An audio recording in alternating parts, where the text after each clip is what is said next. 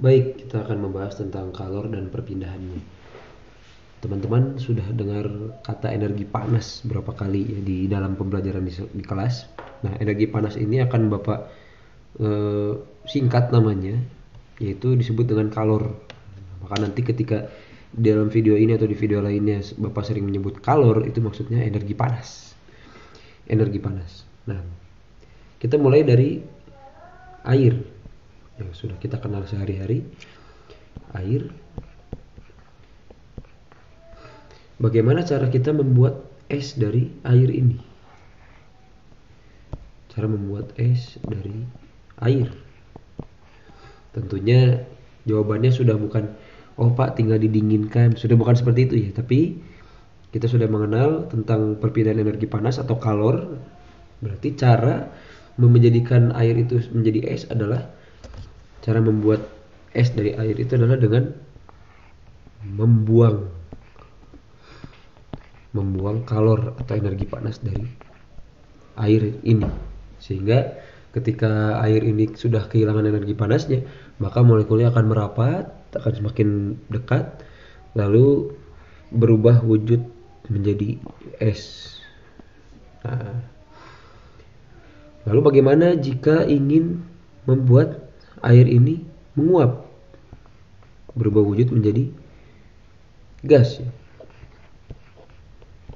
Menjadi gas. Bapak gambarkan gas itu sebagai titik-titik-titik, walaupun sebetulnya tidak terlihat, tapi digambarkan seperti itu saja. Bagaimana caranya ya?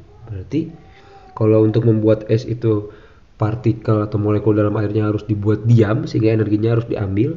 Tapi kalau untuk membuat gas dari air, menguapkan air tersebut, maka energinya atau kalornya harus ditambah ya. Kalornya harus ditambah justru. Ketika ditambah, nanti molekul dalam air ini akan bergerak semakin lincah sampai akhirnya lepas dari ikatannya, dari antar ikatannya itu lepas. Ketika sudah saling lepas, maka air tersebut akan berubah wujud menjadi gas. Nah, pertanyaannya adalah berapa energi panas yang dibutuhkan? Sampai pada suhu berapa? Mungkin teman-teman sudah dengar suhu ya. Sudah dengar suhu. Sampai pada suhu berapa air tersebut bisa menjadi es, dan sampai pada suhu berapa air tersebut bisa menjadi gas. Nah, berdasarkan fakta yang ada, bahwasanya air itu akan bisa menjadi es ketika suhunya sudah mencapai 0 derajat Celcius. Pak, kalau di saya sebelum sampai 0 derajat Celcius juga sudah jadi es, Pak. Ya, memang betul, tapi belum secara keseluruhan.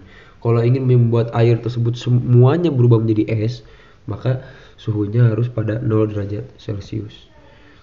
Nah, ini yang disebut dengan titik beku. Titik beku dari air. Itu suatu keadaan mana keadaan kalor dalam energi panas, keadaan kalor dalam air ini sudah pada suhu 0 derajat Celcius. Artinya ya, sudah habis energi panasnya atau kalornya, sehingga air tersebut berubah wujud menjadi es. Nah, ini suhunya turun dari suhu biasanya. Air itu kan tadi suhunya mungkin sekitar berapa kalau suhu ruangan di tempat teman-teman, mungkin 28 derajat Celcius sekarang ya. Nah, diturunkan sampai 0. Lalu bagaimana dengan jika kita ingin membuat air tersebut menguap menjadi gas? Nah, untuk ini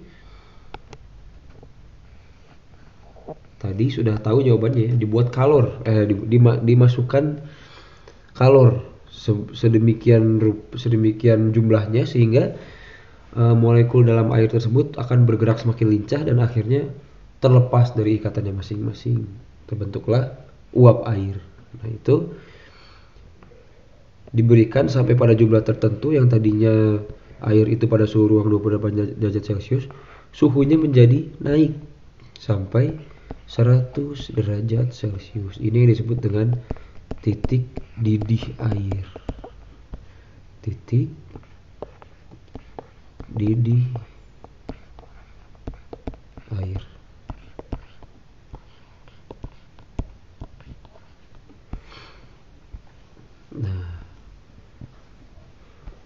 Maka tadi kita sudah dengar suhu ya, sudah dengar istilah suhu. Jadi suhu itu apa sebetulnya?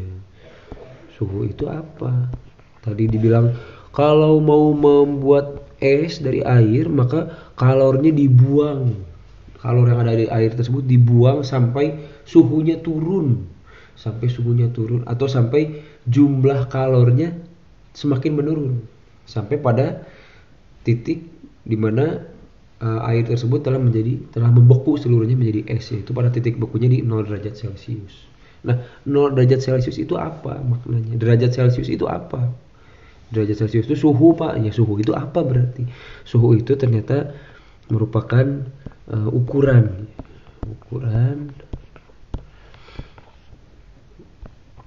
kalor atau energi panas dalam suatu benda.